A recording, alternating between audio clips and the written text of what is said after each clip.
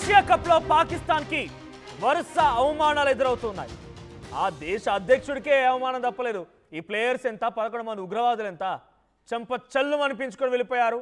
భారత్ చేతిలో చిత్తుగా ఓడిపోయిన పాకిస్తాన్ 11 మంది ఉగ్రవాదుల టీం ఇప్పుడు వరుస అవమానాలు తగులుతూ ఉన్నాయి. షేక్ హ్యాండ్ ఇష్యూ నుంచి తెరకోక ముందే పాకిస్తాన్ను మరొక బిగ్ షాక్ తగిలిందని చెప్పాలి. ఇటు ఇండియాతో మ్యాచ్లో ఉన్నటువంటి రిఫరీని తొలగించాలన్న డిమాండ్ను కొట్టిపారేశారు ఐసీసీ. రిఫరీని తొలగించకపోతే టోర్నీ నుంచి తప్పుకుంటామంటోంది పాకిస్తాన్. అయితే ఆ రిఫరీని తొలగించడం పైన ఐసీసీ మాత్రం ఏమాత్రం స్పందించడం లేదు.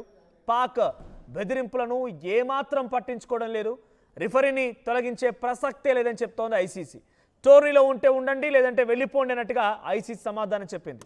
వన్ థింగ్ ఈజ్ క్లియర్, ఆ దేశాధినేతకి, దేశ అధ్యక్షుడికి, ఆ ప్రధాని గాడికే కనీస గౌరవం లేదు. ఎస్సీఓ మీటింగ్లో షాంఘై కోఆపరేషన్ ఆర్గనైజేషన్లో వాళ్ళ పిచ్చి కుక్క న్యూస్ను చూసారు. ఓ పిచ్చి కుక్క కన్నా రోడ్డు పోయే పిచ్చి కుక్క కన్నా కొంత విలువ ఉంటుంది. అది పిచ్చి కుక్క అని చెప్పుకుంటూ ఉంటారు, కనీసం వేలు చూపించి మాట్లాడుకుంటూ ఉంటారు. ఇక్కడ ఆ విలువ కూడా లేదు, వాడికే విలువ లేదు. ఈ 11 మంది టీంని వీళ్ళెవరు పట్టించుకోవాలి?